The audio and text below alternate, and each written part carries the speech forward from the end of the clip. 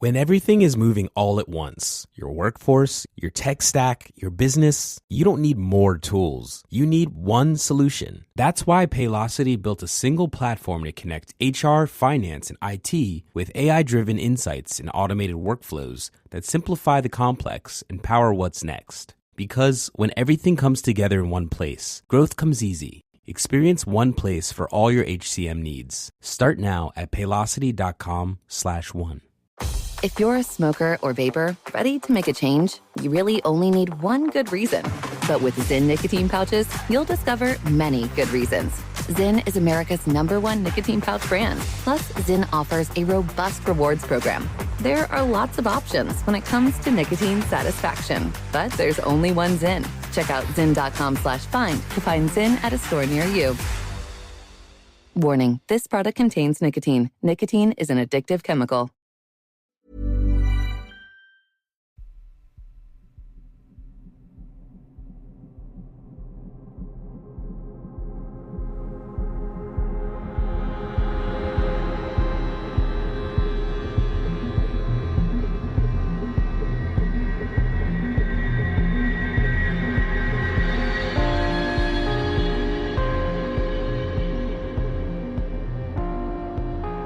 Hello and welcome to episode number 289 of Real Life Ghost Stories.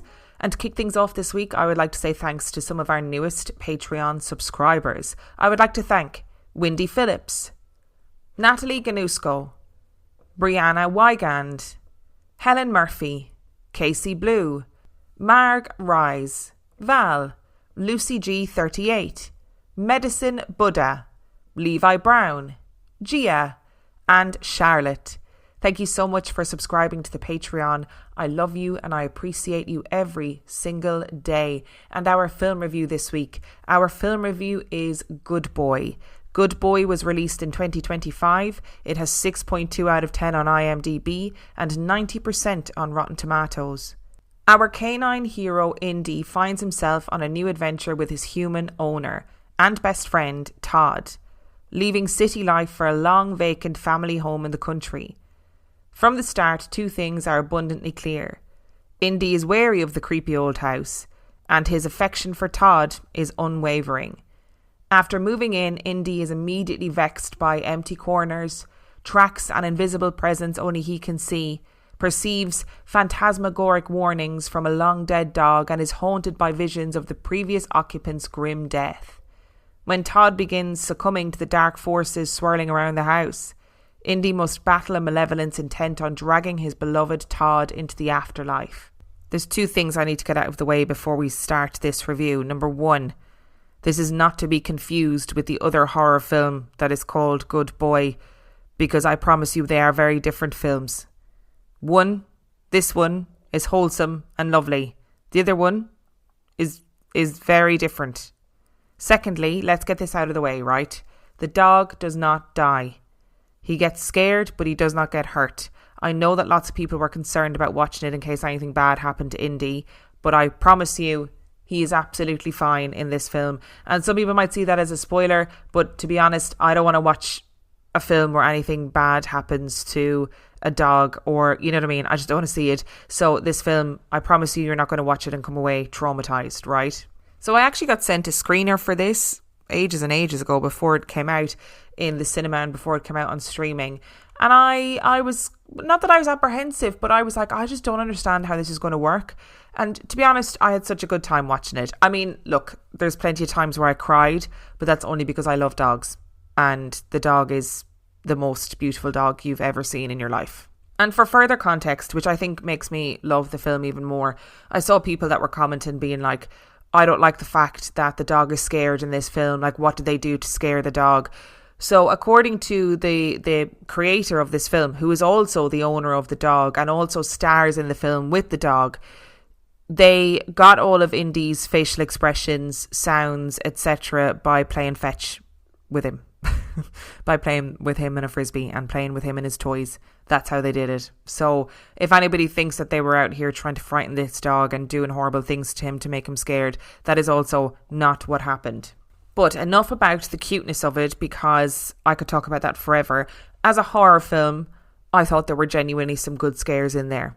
right? Genuinely, I thought there were moments where I was like, oh gosh, no, I didn't like that. There is an entity in it that is cleverly done and very frightening. I thought there were some really good scares in there, and I really liked the fact that the film leans into the idea that dogs are so much more aware than humans and that dogs will do anything to protect their owners. How many times on the podcast have we had stories in where dogs, cats, other pets react to things around the house? And we often see it in horror films, you know, where dogs kind of react to things or they're growling at something that we can't see, etc., etc. But in this film, we get to see it all from the dog's point of view, so you know what is going on for the dog. And you're like, that dog is going to do anything to protect his owner. And I just think that is the sweetest thing in the world. I don't want to say what I thought the entity was in the house, because I feel like it will ruin the story for you. But I did think that if I was right about what the entity was, it was very, very clever. And it embraces everything that is otherworldly about dogs. And I don't just mean in terms of the supernatural. We know that dogs are really capable of detecting things like earthquakes, seizures, particular illnesses. And this film shows that in really clever ways. And I personally really liked where the story went. And I actually really liked the ending of this film as well. And I just thought, honestly, give that dog an Oscar, because he is a better actor than some people in Hollywood at the moment. And if you look up pictures of that dog on the red carpet with his little bow tie on, you'll want to give him an Oscar as well, just for his ability to turn a look. And fundamentally, right, I want everyone to watch this film, because this is what horror films should be. It is an independent film. It was made by Indie's owner over the course of 5 years. Right, because that's how long it took them to get the right shots, etc. of Indie. It is a passion project. It is new. It is interesting. It is taking away everything that is bad about Hollywood films, about Hollywood horror films in particular. How many times am I on here talking about Hollywood horror films, particularly Blumhouse, I will say, where it's just, there's not much imagination. There's stupid CGI, big jump scares, screechy violins that make you jump. Like I'm thinking about the last Conjuring film, where like at one point they had a giant CGI Annabelle doll, and I just thought, this is so unimaginative and stupid. The beauty of horror films is often in the subtlety of the story that is being told. And I guess in this film, you know, there wasn't a big budget, so they had to really strip back things like CGI, etc., which I always think can only be a good thing.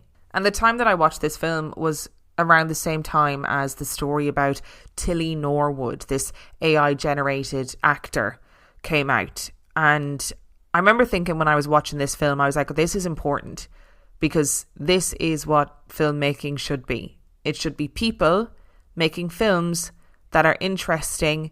They don't have to be, you know, groundbreaking, but we should be embracing people taking risks and making new and interesting horror films for sure. And obviously there were things about this film that I didn't like, right? I didn't like the way the humans were portrayed. So you don't really see that much of the humans because you're seeing everything from Indy's point of view. But the dialogue of the humans, to me, sounded like video game characters at times. And I found that really difficult, because once I noticed it, I couldn't stop noticing it. And I did think the dialogue needed worked just to make them sound more natural. And I did think at times the story got maybe a bit slow, because we were seeing things from Indy's point of view, obviously. So there were moments of confusion. And I mean, maybe those moments of confusion were intentional, right? Maybe that was the whole point. But I was a bit like, oh, I don't really know what I'm meant to be seeing here or what I'm meant to be reacting to. Maybe there needed to be a bit more work on, right, how do we create scares in this world without just Indy seeing a shadow in a corner or Indy hearing a noise? You know what I mean? And look, if you're looking for a horror film that's going to keep you up at night, that's going to scare the shit out of you, this isn't it. There are, like I said, some great jumpy moments. There is, you know, an entity within the story that is interesting to look at, but this is not going to instill terror. However, in saying all of that, it's not a 5-star film, right? I'd say it's probably a 3-star film, really. but I categorically think that everyone should watch it. And I'm pretty sure the film is out at the moment on streaming. So I really, if you have the ability to stream it, I would recommend that you do stream it, because it is new, it is interesting, it is entertaining to watch. It is exactly what filmmaking should be, and it has a really nice dog. And I think that's really, what more do you want from a film? So that's 3 stars for Good Boy, but I definitely think that you should go and watch it. If you're a custodial supervisor at a local high school, you know that cleanliness is key, and that the best place to get cleaning supplies is from Grainger. Grainger helps you stay fully stocked on the products you trust, from paper towels and disinfectants to floor scrubbers. Plus, you can rely on Grainger for easy reordering, so you never run out of what you need. Call 1-800-GRAINGER, click Grainger.com, or just stop by. Grainger, for the ones who get it done. Monday Sidekick, the AI agent that knows you and your business, thinks ahead and takes action. Ask it anything, seriously. Monday Sidekick, AI you'll love to use. Start a free trial today on monday.com. Hey, let me let you in on a little secret. I've turned staying into bed into an art form. It's just my place. It's my shopping sanctuary, and honestly, the perfect place to hang out with all of my favorite people. So join me and some of the most interesting people I know for shopping, some laughs, and maybe a few secrets, all from the comfort of my bed. And the best part, you can watch from your bed. All new episodes of my show, In Bed with Paige DeSorbo, air Mondays at 8 p.m. Eastern Standard Time on Amazon Live. Just open Prime Video on your TV and search Amazon Live to cozy up in bed with me, Paige DeSorbo. Because why get out of bed if you don't have to? Get it together this holiday season and make gifting easy with Pura's Black Friday sale. Take up to 30% off site-wide, including beautifully curated gift sets for everyone on your list, sleek and modern diffusers for home and car, and premium long-lasting single scents that make the perfect stocking stuffers. Less time shopping, more time enjoying. For a limited time only at Pura.com.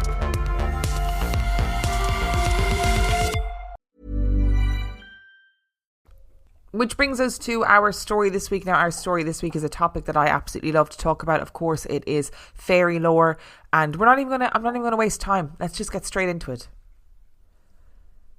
People ask me about fairies all the time. Have I heard any stories about them? Do I believe in them? And often I receive messages and comments about people who wish to commune with the fairies, which I fundamentally wouldn't recommend. Before we dive into this episode, I'm going to give you a whistle-stop tour of Irish fairy lore, where fairies came from and why they can be so dangerous. In Ireland, fairies go by different names. The She, the Little People, the Shining Ones, the Gentry, the Good Folk, the People of the Mounds, and the names for the fairies differ based on region. They can help and they can harm. They can be indifferent and mischievous. They can cause great distress. Fairies are said to be the direct descendants of the old ancient gods, the Tuatha Dé Danann. The Tuatha Dé Danann were gods that came from the skies. They were great warriors, musicians and poets, and they fought great battles against evil on the island of Ireland. Eventually, after generations, the Tuatha Dé Danann were defeated by humans, and they agreed to move into the mounds, to go underground. They lived in the hills and the mountains, in the rivers and the lakes, in the mists and the clouds. Evidence of the existence of fairies can still be seen all over Ireland. Old ring-shaped raths and fairy forts and fairy trees and fairy rings are dotted all over the landscape. Generations of Irish people lived alongside the fairies, but with a sense of real threat. Most cultures have some version of fairy lore, or the gentlefolk as they were also known. Sometimes these mysterious creatures are described as pranksters or helpers who could steal crops or maybe complete housework depending on their personalities or if they liked someone or not. And sometimes fairies in stories and folklore are sinister. They are entities that are not to be trifled with, who have an ability to cause chaos, destruction and terrible heartache. The website emeraldisle.ie created a list of ways in which you can protect yourself from the Sidhe. People in olden times would cut corners off their houses to avoid obstructing a fairy path, which should never be travelled by mortals. And cottages were built with the front and back doors in line so that the fairies could troop through all night if it took their fancy. Before building a house, you should lay out 4 stacks of stones or 4 hazel twigs where the corners of the building were to be. Then come back the next morning, and if a stack has tumbled or a twig is out of place, you were building along a fairy path. Places like fairy forts and old mounds were, and should be, left undisturbed, with not even a snip of the blackthorn bush around them or a twig from a fairy tree, the hawthorn, being cut, for fear of death following soon after. An offended fairy might follow you for many years, putting nettles in your pillow and pinching you at inopportune moments, disturbing your sleep with strange visions and yowling outside your window. And that's to say nothing of their kidnapping young babies and replacing them with wizened-looking elders of their own race. The fairy stroke was most feared of all, being shot by a fairy dart and suffering paralysis, madness, blindness, or permanent lameness for the rest of your life. So what could you do if you've made an enemy of such a fearsome foe, accidentally or on purpose? Here are a few things that have been used in times gone by to foil the mischief of the fairy folk. Before recounting these ancient ways, we should remember that they aren't always consistent. What works for one fairy might not work for another, or perhaps they have their own binding curses of things they must avoid or do, just like the old people of Ireland had. 4-leafed clovers are said to turn away fairies, and not only that, but the ancient Gaels used to keep several in a pouch at their neck, for by carrying these leaves, they could see the invisible, including the fairies. You could only see one for each 4-leafed clover you carried, and see through their glamours, fogs, disguises, and magical illusions as well.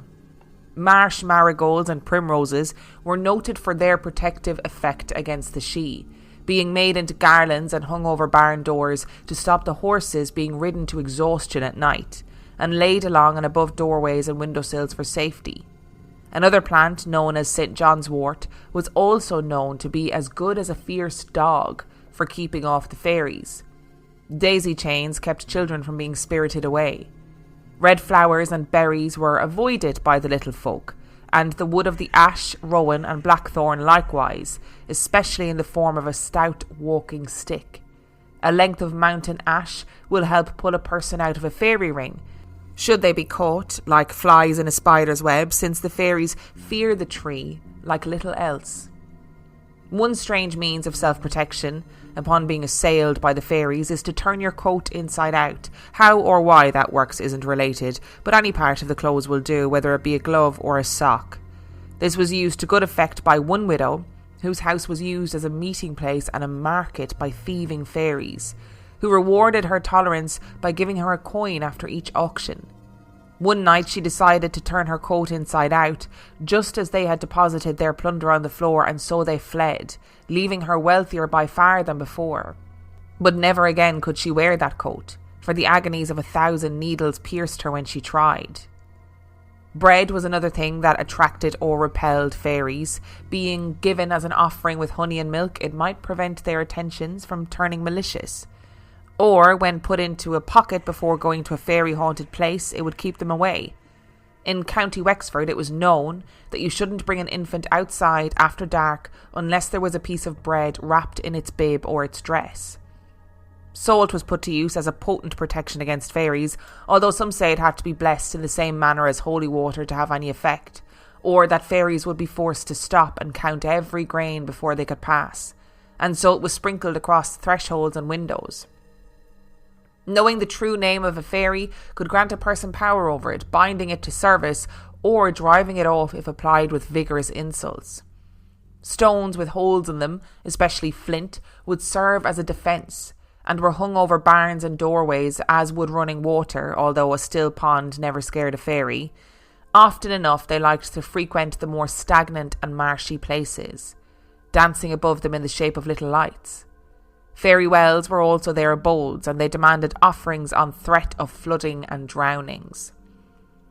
The sound of church bells, hymns being sung, and generally anything blessed by the Christian religion was as scorching fire to the fairy folk, running them off quicker than a wink. Holy water, prayers, consecrated ground, and any pious exclamation all seemed to sever their link to whatever allowed them to walk the earth. Other fairies have specific remedies to divert their attention. The headless horsemen of the southern parts of the country could never pass a golden pin, or any gold at all, and holding on to grass still rooted in the ground would prevent kidnap by other fairies, since they were forbidden from harming a single blade.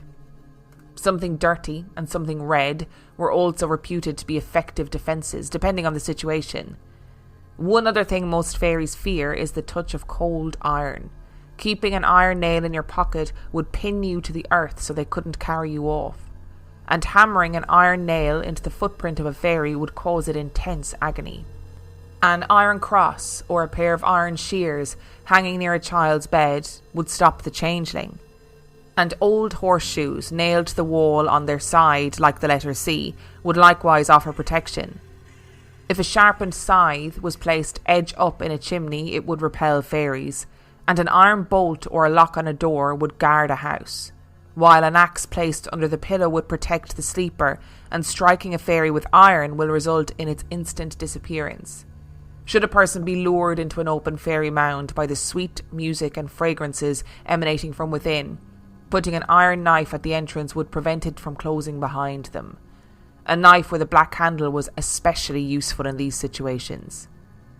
Some say a wound from an iron weapon dealt to a fairy will never heal and slowly poison them, which might, in turn, draw the wrath of their kin.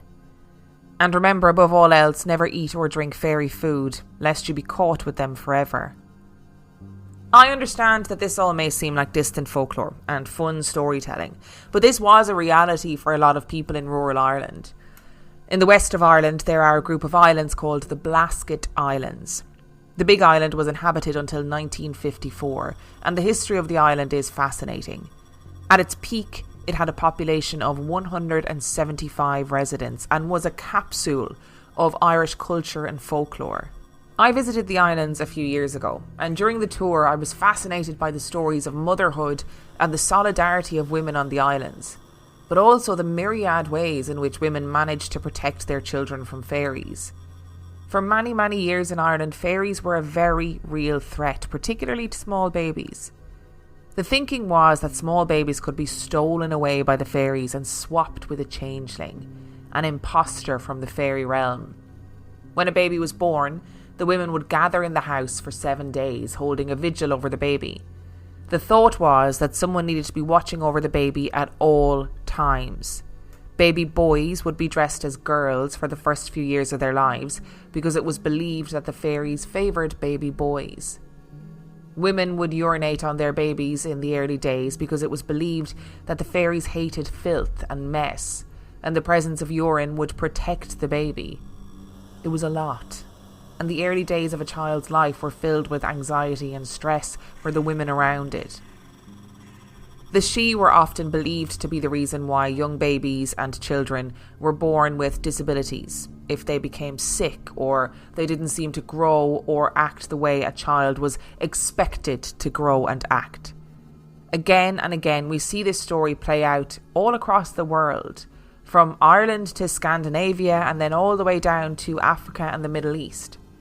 Changelings, they were called, an imposter in the shape of a child. So the folklore goes, fairies who had grown old and wanted to start life all over again, or those who want to experience what it was like to be human, or even those who had coveted a particular child's beauty, would disguise themselves as the human baby, and then spirit the real one to the fairy kingdom. The real child would grow up amongst the fairy folk, maybe totally unaware that they were human, or that they had been taken from their homes, usually never to return. But back in the human world, their parents would be beginning to see the signs that a change had secretly been made. Maybe the baby that they believed to be their child was sickly. Maybe they ate more or less than a human child could or should. Maybe the child was unnaturally beautiful, or never spoke or laughed or tried to interact with anyone else around them, until they believed that they had been left alone. All of these were surefire ways to figure out if your child had been kidnapped by the fairies and replaced by a changeling. But the last one in particular was the most effective. George Waldron, an English poet who lived on the Isle of Man during the early 18th century, claimed to have encountered a changeling child while living on the island. "Nothing under heaven," he wrote, "could have a more beautiful face." But though between 5 and 6 years old and seemingly healthy, he was so far from being able to walk or stand that he could not so much as move any one joint. His limbs were vastly long for his age, but smaller than an infant's of 6 months. His complexion was perfectly delicate, and he had the finest hair in the world. He never spoke, never cried, ate scarcely anything, and was very seldom seen to smile. But if anyone called him a fairy elf, he would frown and fix his eyes so earnestly on those who said it as if he would look them through. His mother, or at least his supposed mother, being very poor, frequently went out a charing and left him a whole day together. The neighbours, out of curiosity, have often looked in the window to see how he behaved when alone, which, whenever they did, they were sure to find him laughing and in the utmost delight. This made them judge that he was not without company more pleasing to him than any mortals could be. And what made this conjecture seem the more reasonable was that if he were ever left so dirty, the woman on her return saw him with a clean face and his hair combed with the utmost exactness and nicety. The boy described here, a child who would never grow to be the expected size for their age, was a very common form of changeling. They were also often said to have long teeth and wiry hair, and maybe some had a small birth defect like a cleft lip or an extra digit on their hands or feet. But unlike the changeling that George wrote about, most were said to have an incredible appetite and would eat more than a child of their size and age was expected to, but yet never seemed to grow. And somewhat like the child that George described, changelings were believed to be incredibly intelligent. They would sometimes know something or know how to do something that they shouldn't, usually something that required dexterity like sewing or weaving or maybe even carpentry. These symptoms, for lack of a better word, could all be ways for a parent to determine that their child had been replaced by a changeling. But the easiest way to tell was by looking at the child themselves. A changeling was different. There was just something off about them, something other and unnatural. This strangeness about the child may not always be apparent, but was more like something that was felt. The child may look normal, but changelings were known to be quiet and extremely stern. They rarely spoke, and if they did, it was usually in words that no one else could understand, and they almost certainly never laughed. That was, as the villagers on the Isle of Man discovered, until the changelings were left alone and the other fairy folk were free to visit them. Then changelings were said to come alive, smiling and talking and sometimes even dancing to a tune that no one else could hear. Tricking a changeling into knowingly speaking or laughing in the presence of humans was one way that a parent could force the fairies to bring their real child back. Other potential solutions were far less palatable and included beatings and leaving the child out in the forest in the hopes of prompting an exchange. But the easiest and safest ways to safeguard a child against fairy abductions was to make sure that the fairies couldn't take them in the first place. Parents would have the children christened as soon as possible, or would place iron bars over their cribs to prevent the fairies from slipping by. But not even these precautions were completely foolproof. "Don't believe in fairy abductions," a reader called Grace wrote into the Irish Central. "My granny would have a sit down with you and soon set you straight. From the very day of her birth, Granny's parents carefully laid their iron fire poker across the basket that she slept in. They were believers, you see, in the good people. Well, wasn't everybody back then. But times have changed, and now there are fewer who believe. Who knows, maybe the good people like it that way. My granny thinks so, and she says that she should know. I've lived 1 foot in our world and the other foot in theirs, so she says. You see, when Granny was but a few months old, the good people tried to steal her away. Without a drop of whiskey on her breath, she'll tell you that she was asleep in her wee basket when there was a commotion out back of her parents' cottage. They lived in County Limerick at that time. It was a farm with mainly sheep, she says. But anyway, all hell had broken loose between the sheep and the dogs, and Granny's mam and pop upped and ran outside to see the damage. As it happened, there was nothing to see. Nothing at all. It had been but bluster, for the sheep and the dogs were only calm and dozy, which was strange in itself.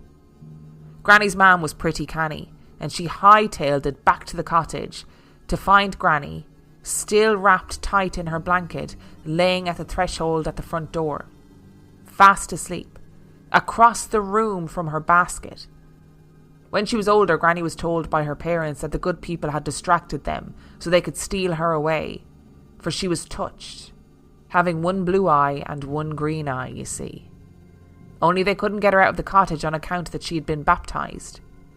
Granny will tell you that the iron bar did nothing to keep the good people from reaching in her basket, and what's more, it wasn't true, her being baptised. It's what her parents told anyone who asked.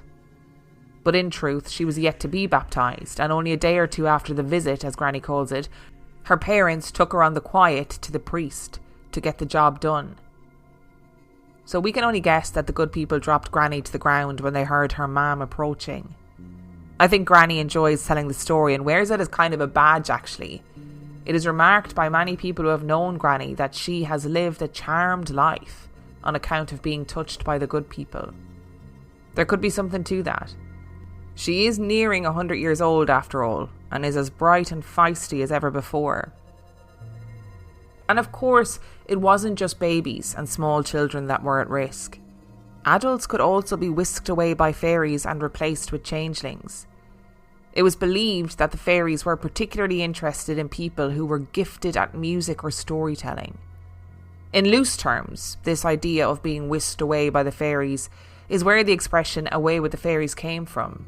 And of course that phrase can be seen as complimentary, a nod to the creative spirit of that person, or it could be vaguely insulting, a nod to someone who's just a bit scatterbrained. But for many in history, being away with the fairies wasn't just a common expression. It was a very real situation, and a very real threat to the safety of their families. Crossing over the water from Ireland, we come to the land of song, Wales. Heading down south to the countryside near the Vale of Neath, two workers on a farm in 1755 were on their way home from work one evening when they were stopped in their tracks. One of them, Rhys Morgan, could hear music coming from a nearby field. His companion, Llewellyn Watler, could not. The men went back and forth with each other on whether to follow the music or not, but Llewellyn wasn't even sure that there was any music in the first place. Llewellyn refused, partially believing that Rhys was just trying to wriggle out of doing extra work, but it seemed like Rhys was determined to find the source of the music. The two parted ways, and when Llewellyn showed up at the farm the following morning, Rhys was nowhere to be seen. Llewellyn described what had happened the evening before to the farm owner, who then organised a search of the area and the field that Rhys had disappeared into. There were no signs of Rhys in the field, and no one in the village had seen Rhys for days. Slowly but surely, everyone turned a sceptical eye to Llewellyn. By his own admission, he'd been the last one to see Rhys, and now Rhys had vanished without a trace. Curtain twitchers twitched and whispered to each other that Llewellyn had done away with his very own friend. That was, however, until another search of the field revealed what appeared to be a fairy circle. Llewellyn himself stepped foot on the mound, and the moment he did, he turned to the others in the search party and told them that he could hear music. Everyone else gathered around the circle and nudged in a toe or two, and suddenly they could all hear a harp being played somewhere around them as well. It was then that the members of the search party spotted Rhys dancing inside the circle with what looked like a party of small people. Without skipping a beat, Llewellyn grabbed Rhys and pulled him out of the circle, but Rhys was terribly upset at this. He tried to wriggle away and told Llewellyn that he wanted to dance some more. It quickly became apparent that Rhys believed he had only been gone a few minutes when he had, in fact, been gone for what was reported to be a whole year. Rhys was shocked and couldn't explain the missing time, and almost like something had caught up with him, his health quickly deteriorated. He died just a short time after. The magic of the circle that he travelled through also seemed to have been broken, and though the thumb-sized footprints remained for a long while, no other villagers were spirited away through it. And reports like this continued. Around the same time as Grace's granny in County Limerick, a man who lived around Benbulben in Ireland wrote about his encounters with what he called the gentry. "When I was a young man," he said, "I often used to go out in the mountains over there to fish for trout or to hunt. And it was in January, on a cold, dry day while carrying my gun, that I and a friend with me, as we were walking around Benbulben, saw one of the gentry for the first time. I knew who it was, for I had heard the gentry described ever since I could remember. And this one was dressed in blue, with a headdress adorned with what seemed to be frills. When he came up to us, he said to me in a sweet and silver voice, 'The seldomer you come to this mountain, the better. A young lady here wants to take you away.' Then he told us not to fire off our guns because the gentry disliked being disturbed by the noise. And he seemed to be like a soldier of the gentry on guard. As we were leaving the mountains, he told us not to look back, and we didn't. Another time I was alone, trout fishing, in nearly the same region when I heard a voice say, 'It is the man, barefooted and fishing.' Then there came a whistle like music and a noise like the beating of a drum. And soon one of the gentry came and talked with me for half an hour. He said, 'Your mother will die in 11 months. As he was going away, he warned me, "You must be in the house before sunset. Do not delay. Do not delay. They can do nothing to you until I get back in the castle." As I found out afterwards, he was going to take me, but hesitated because he did not want to leave my mother alone. After these warnings, I was always afraid to go to the mountains, but lately I have been told I could go if I took a friend with me. As we can see, even just in the collection of these stories, from changelings to friendly warnings, it appears like the way that the fairies have interacted with us has changed over the course of time. In a more distant point in history, they were blamed for children who were unhealthy, children who were born with disabilities, and possibly even children who were born neurodivergent. And this appears to be when the fairies were at their strongest. They were able to kidnap children, and sometimes even their mothers, and vanish them into thin air. Changelings not only impersonated the children they had replaced, but they were also known to lock the limbs and send the people around them into trances as well. Their powers transcended the laws of physics and our reality as we know it. But as the landscape has shifted, fairies have seemingly disappeared along with it. Now it appears that it's us who have to go looking for them, and that we have to venture out into rural countrysides in the hopes that we might just be able to make contact with them and see their mystical realms for ourselves. Oh, I just love fairy lore. I love fairy stories so much. And just to reiterate, all the links to where I got all the information for this episode is in the description of this episode, including that article on emeraldisle.ie that's called "When Fairies Attack," which is all about as I read out, the ways in which you can ward fairies off and protect yourself from fairies. I think it's really important to point out here, right, that changeling lore was very clearly akin to people not understanding children being born with birth defects, big or small, disabilities, neurodivergence. People just didn't have the language or the medicinal knowledge or the scientific knowledge to understand that. And I guess in a way, in a world that felt out of control and chaotic, it probably was really psychologically useful to have something to blame when things went wrong. So for example, you've done everything right, you've done everything the same as you've done year in, year out, and suddenly all your crops fail. Well, who are you going to blame? Fairies. Easy peasy.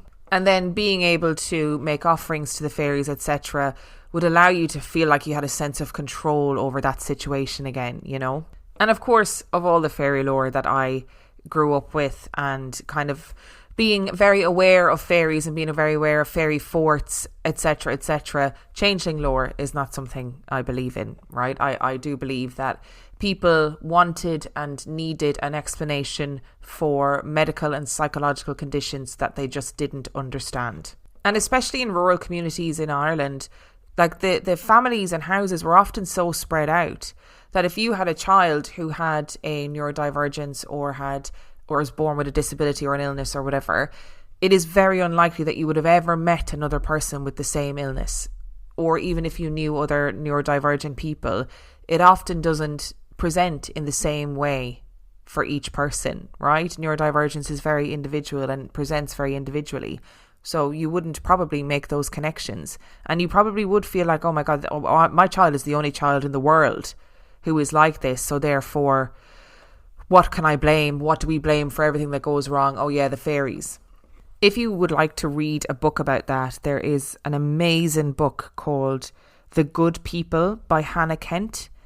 And it is a book about rural Ireland and a mother who has a child who was born with some sort of unknown disability.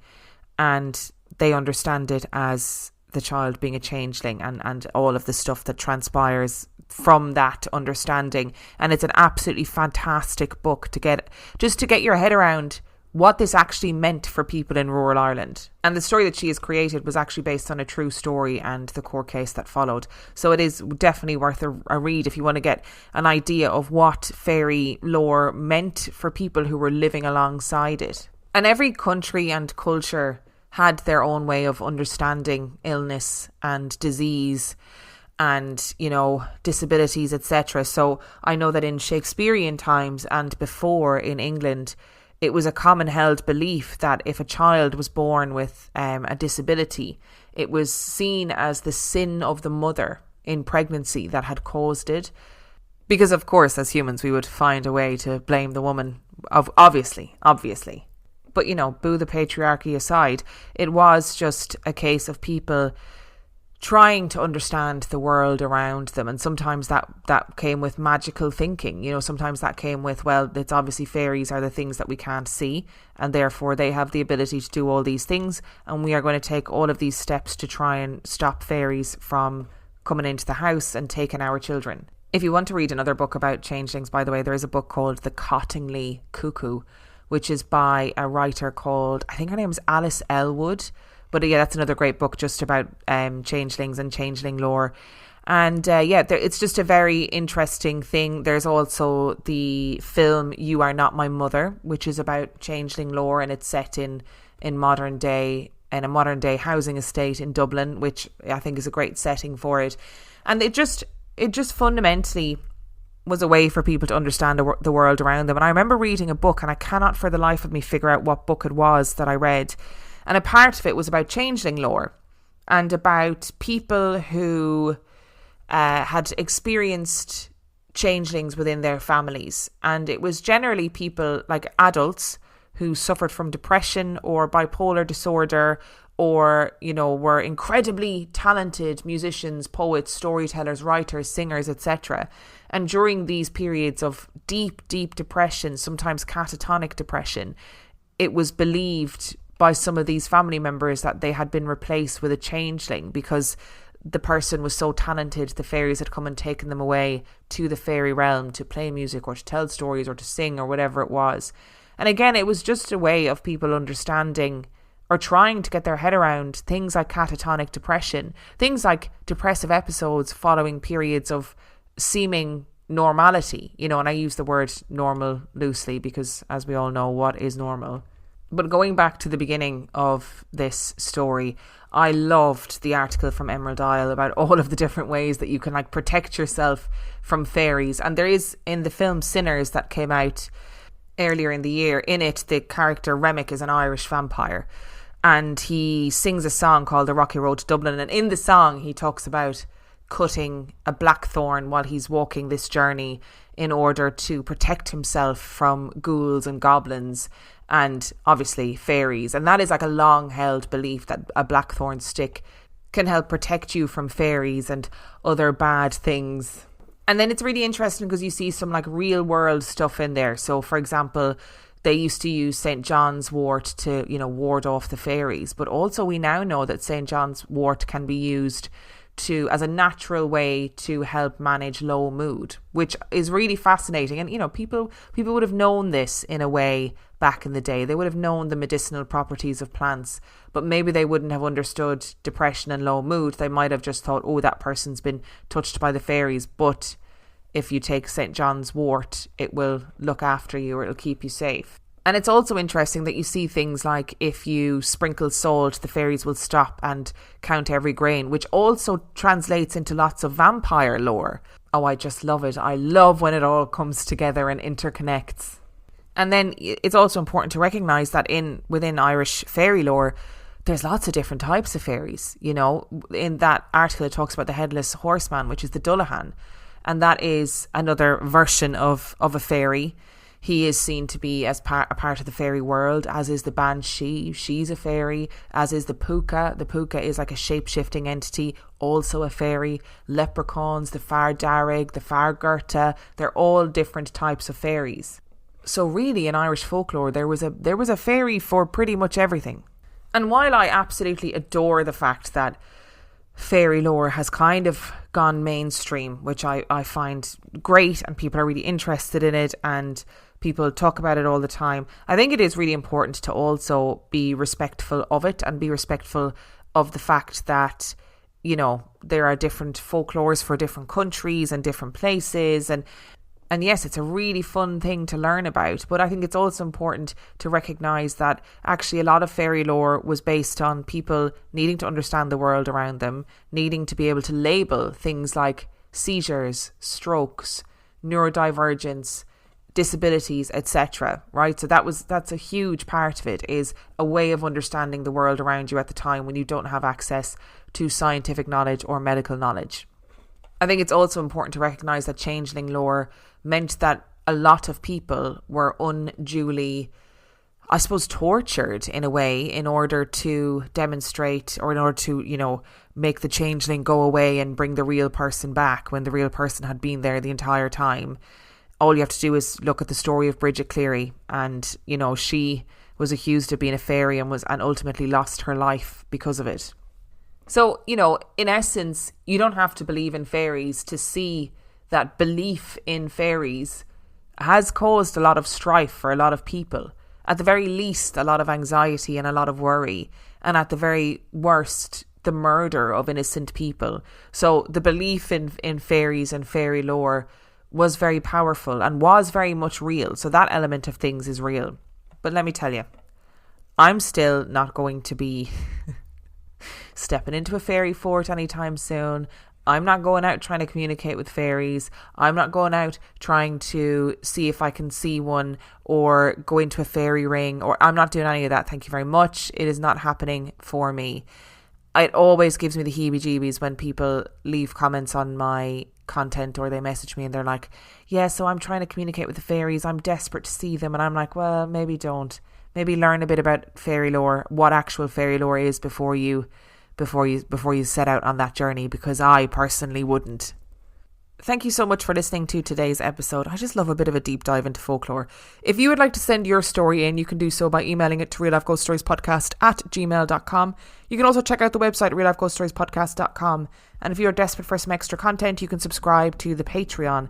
That is patreon.com/reallifeghoststories, where for $5 a month or for $2 a month, you can get access to heaps of extra content, as well as every single main and mini episode completely ad-free. And on that note, I shall see you next time. If you're a smoker or vapor ready to make a change, you really only need one good reason. But with Zyn nicotine pouches, you'll discover many good reasons. Zyn is America's #1 nicotine pouch brand. Plus, Zyn offers a robust rewards program. There are lots of options when it comes to nicotine satisfaction, but there's only one Zyn. Check out zyn.com/find to find Zyn at a store near you.